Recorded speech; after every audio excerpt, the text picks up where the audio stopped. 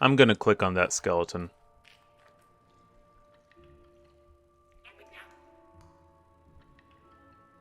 This is really fun. When am I gonna stop?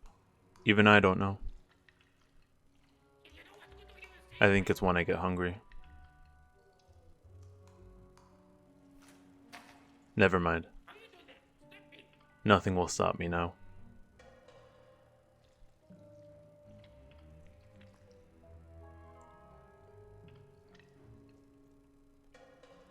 This is it. This is the perfect game.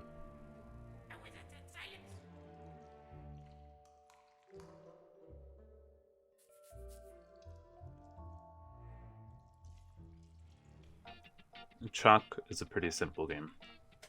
You play as a young girl who's been captured by the man trying to take your mother's throne while she's away. The story is presented to you at the beginning of the game through a Shrek-style fairy tale book reading, which fits the setting, but could have probably still been done better. It's a pretty simple escape story, and it's very cutesy, and it doesn't really take itself very seriously, and it just tries to make you feel good. If you ask me, point-and-click games are fun because you can click on really weird stuff and see stuff happen as a result. For example, in Putt-Putt, there's a lot of instances where you can click on things in the environment that may not actually affect the story, but are still fun to watch. You can click on a balloon, or a bird, or an elephant, and you can just hear a conversation. You can watch it do a little jig, I don't know, something stupid. Let's rhyme! What rhymes with snake?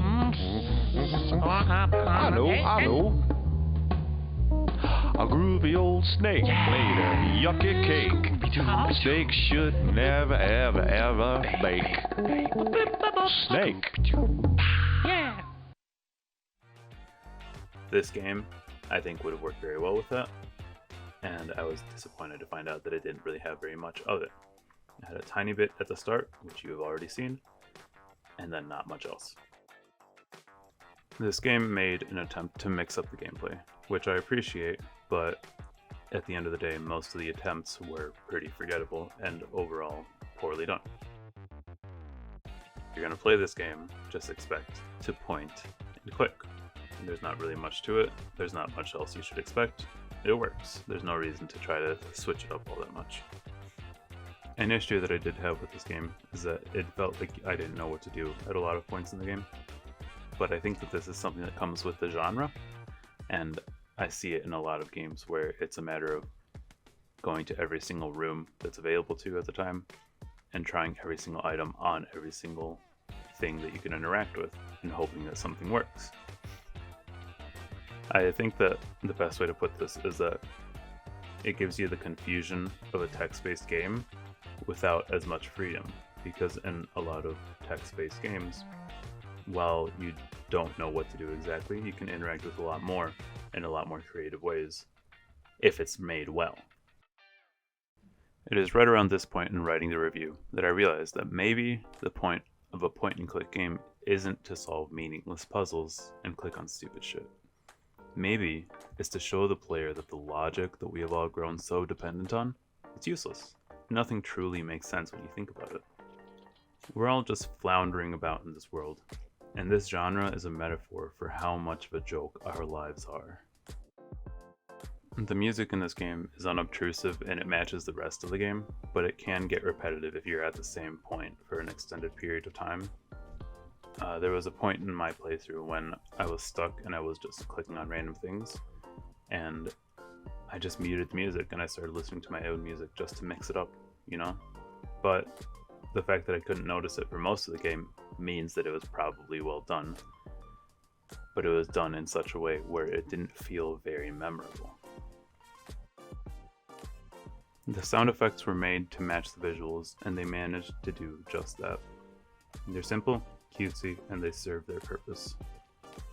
They made me like the NPCs a lot more than I would have otherwise, because it gave those guards a lot more character than they had with just the animations, so it pairs very well, and I'm happy with how they did it. The voice acting in this game wasn't perfect, but it got the job done, and the imperfections frequently added to the charm of the scenario that they were in, a lot more than perfect voice acting would have. Perfect voice acting might have even felt a little bit out of place with how the game is set up. Allow me to preface this by saying that I don't know shit about art, alright? I don't know how to do it, I don't know what's good, I don't know what's bad. But from my perspective, I would say that the designs were made to match this fairy tale aesthetic, and as a result felt a little bit generic. They served their purpose well, but I think it probably could have been done more creatively. I still enjoyed it, I thought they were great, but it probably could have been better. The animations in this game were amazing. They served their purpose and they made doing things a lot more fun. They added a lot of character to the game, and they're probably what I enjoyed the most.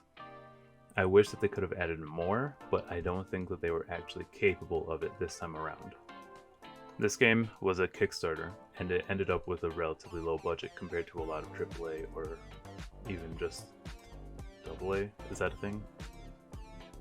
Well, regardless, it didn't have much money. And I think that that is where the issues that I had with the lack of animations, the voice acting, and the music mainly come from. The Kickstarter page for this game describes it as a dark but playful point-and-click adventure.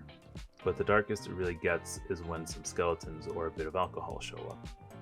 It also has a muted color palette, so I guess it literally is a little bit dark, but other than that, I don't really see where they're coming from. Overall, I would give this game a 6. It's a short game, which I finished in about 4 hours, and it's fun to look at with a very simple and cute story and design. You're not going to get much meaningful challenge out of playing this game, but if you like looking at cute things, you'll probably enjoy it. Catch it when it's on sale, and I don't think you'll regret it.